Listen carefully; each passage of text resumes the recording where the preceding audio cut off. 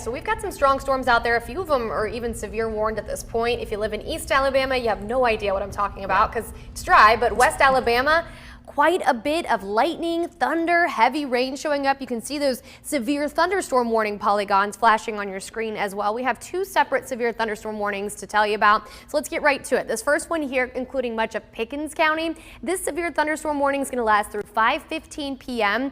It includes the cities of Pickensville, Aliceville, Carrollton to Stansel, Reform over towards Gordo and Benevola. And this is just a really heavy thunderstorm with tremendous amounts of lightning, torrential downpours, and then also it could produce, I should say, winds over 60 miles per hour. So that is why this is a severe warned storm. Another severe thunderstorm warning here that includes parts of Greene, Hale, Bibb, and Tuscaloosa counties. Right along this leading edge here is where we could have winds over 60 miles per hour, but also very heavy rain, lots and lots of lightning showing up over Havana, Moundville.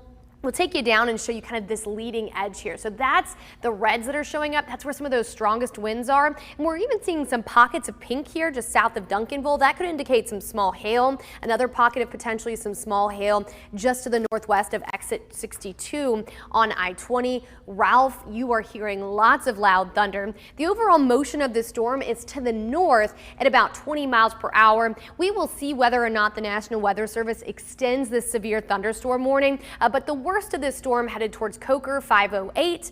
Downtown Tuscaloosa, that weather is going to start going downhill right around 516.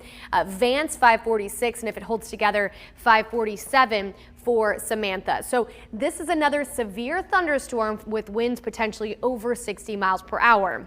Here's the overall view. We've had these scattered storms, first of all, moving in from the west from Mississippi, but another line here drifting towards the north, and those are kind of colliding right now over west central Alabama. Did want to show you another stronger storm. This does not have a warning with it, but it could produce winds over 40 miles per hour near Manchester, heading in towards Jasper here pretty soon. Right along I-22, it's a very wet and stormy ride right now in Walker County. And then we've got some heavier pockets of rain stretching into Fayette County near Barry. You can see quite a few lightning strikes there as well. So overall view here, storms colliding over west central Alabama. They will be drifting towards the east through the rest of the evening. So if you haven't seen rain and thunder yet, pretty likely you will see some before the evening is over. And there is that low chance the storm could briefly produce those winds over 60 miles per hour. We're seeing that with some of the storms already. Mapping it out for you hour by hour, first warning future track here. Storms continue to push towards the east, northeast through the evening. This is 8 p.m.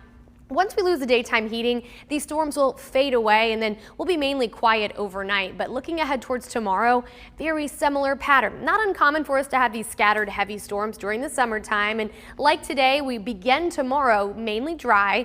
It's going to turn hot and steamy by lunchtime, and we start to see the first storms of the day develop right around lunchtime. They become scattered to numerous through the late afternoon and evening hours. A few of them could be on the heavy side. We're not looking at any organized severe threat, but I'll quickly show you here in our first warning future track. Few storms at lunchtime becoming scattered to numerous through the second half of the day. We'll keep the risk of some daily summer storms through the rest of the work week. We turn drier for the weekend and also much hotter with heat index values Saturday and Sunday in the triple digits.